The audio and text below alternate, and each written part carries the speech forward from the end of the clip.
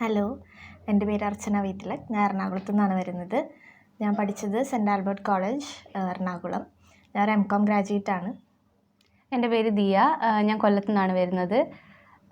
ഞാൻ ഒരു BTech graduate ആണ്. ഞാൻ പഠിച്ചത് Mar Athanasius college of engineering കോതമംഗലത്താണ്. ഈ വർഷം IBPS PO ഞങ്ങൾക്ക് രണ്ടുപേർക്കും ക്രാക്ക് ചെയ്യാൻ പറ്റി. ഞങ്ങൾ രണ്ടുപേരും ബാങ്ക് ഓഫ് മഹാരാഷ്ട്രയിലാണ് പ്ലേസ്ഡ് ആയിട്ടുള്ളത്. ഞങ്ങൾ രണ്ടാളും 2024 ജോയിൻ ചെയ്തത്. ഒരേ ഹോസ്റ്റലിൽ നിന്നിട്ടാണ് പഠിച്ചത്. ഞാനിവിടെ 2024 ഒക്ടോബർ മന്തിലാണ് ജോയിൻ ചെയ്തത്. അപ്പോൾ വന്ന സമയത്ത് എനിക്ക് അത്യാവശ്യം ഭയങ്കര ടഫായിട്ടാണ് തോന്നിയത്. എക്സാംസൊക്കെ എഴുതുമ്പോൾ സ്കോർസൊക്കെ ഭയങ്കര കുറവായിരുന്നു.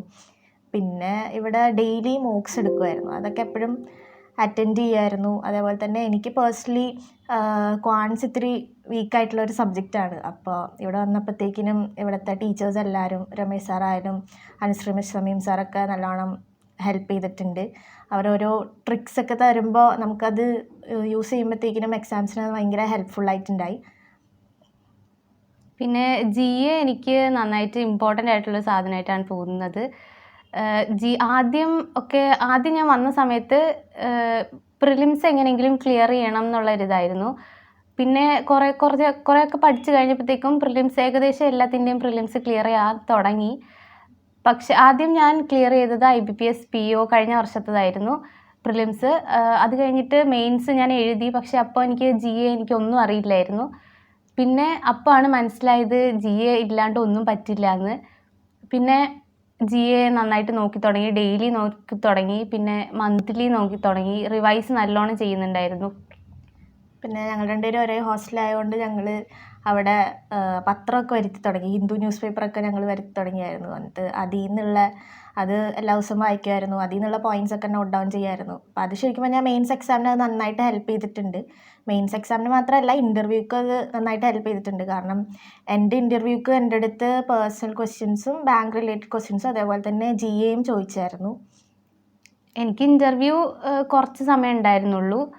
ഞാൻ ബിടെക് ആയതുകൊണ്ട് അതിൽ നിന്ന് ബാക്ക്ഗ്രൗണ്ടിൽ നിന്ന് കുറേ ചോദിക്കുമെന്ന് വിചാരിച്ചു. പക്ഷേ എന്നോടൊന്നും ചോദിച്ചിട്ടില്ല. കൂടുതലും പേഴ്സണൽ ക്വസ്റ്റ്യൻസ് ആയിരുന്നു ചോദിച്ചത്. പിന്നെ ബാങ്കിങ് റിലേറ്റഡ് 2 ടേംസ് മാത്രമേ ചോദിച്ചിട്ടുള്ളൂ. കുറച്ചേ ഉണ്ടായിരുന്നുള്ളൂ.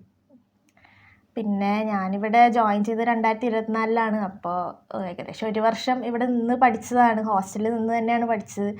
അപ്പോൾ എൻ്റെ ഫാമിലിയൊക്കെ എന്നെ നന്നായിട്ട് സപ്പോർട്ട് ചെയ്തിട്ടുണ്ട്. പിന്നെ അതേപോലെ തന്നെ എൻ്റെ ചേച്ചി ഇവിടെ നിന്നിട്ടാണ് പഠിച്ചത്. ചേച്ചി ഇപ്പോൾ ഇന്ത്യൻ ബാങ്കിൽ വർക്ക് ചെയ്യുകയാണ്.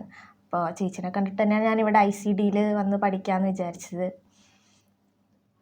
ചേച്ചിയുടെ പേരെന്തായിരുന്നു? ചേച്ചിയുടെ പേര് അമിത. ഇവിടെ എപ്പോൾ ഇറങ്ങിയത്, പാസ് ഔട്ട്? ചേച്ചി ഇവിടെ 2022 പഠിച്ചത്.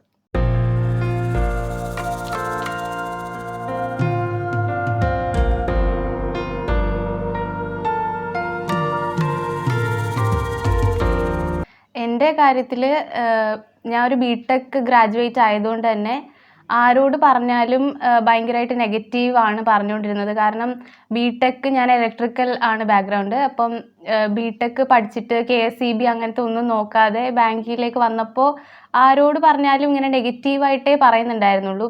പക്ഷേ എൻ്റെ ഫാമിലി നന്നായിട്ട് സപ്പോർട്ട് ചെയ്തിട്ടുണ്ട്. ഞാൻ ബിടെക് കഴിയാറായപ്പോൾ ഞാൻ എൻ്റെ വീട്ടിൽ പറഞ്ഞു എനിക്ക് ബാങ്കിനോടാണ് താല്പര്യം. എനിക്ക് നേരത്തെ താല്പര്യം ഉണ്ടായിരുന്നു. പക്ഷേ ഇതിന് പോയി കഴിഞ്ഞിട്ട് ലാസ്റ്റ് ആയപ്പോഴത്തേക്ക് ഞാൻ വീട്ടിൽ പറഞ്ഞു എനിക്ക് ഈ ഒരു ജോലി മതി.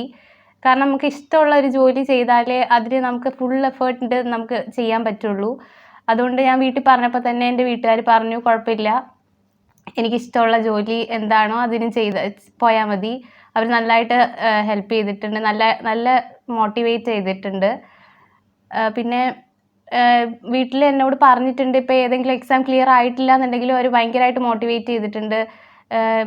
ഇങ്ങനെ ഒരു എക്സാം കിട്ടിയില്ല എന്നുണ്ടെങ്കിൽ സാരമില്ല, അടുത്തതിന് നിനക്ക് എന്തായാലും കിട്ടും, അങ്ങനെ നന്നായിട്ട് ഇങ്ങനെ പറഞ്ഞിട്ടുണ്ട്. പിന്നെ ഈ ഒരു ബാങ്കിൻ്റെ ഫീൽഡിൽ സെൽഫ് മോട്ടിവേഷൻ ഭയങ്കരമായിട്ട് ഇമ്പോർട്ടൻ്റ് ആയിട്ടുള്ള കാര്യമാണ്. കുറേയൊക്കെ എക്സാം എഴുതി കിട്ടിയില്ല എന്ന് വരുമ്പോൾ നമ്മൾ തന്നെ ഒരു ഡൗൺ ആയി പോകാനുള്ള ചാൻസ് ഉണ്ട്. അപ്പോൾ സ്വയമേ ഇങ്ങനെ പറയും എന്തായാലും കിട്ടും, എപ്പോഴെങ്കിലും എന്തായാലും കിട്ടും എന്നൊരു ഇതുണ്ടായിരുന്നു എനിക്ക്.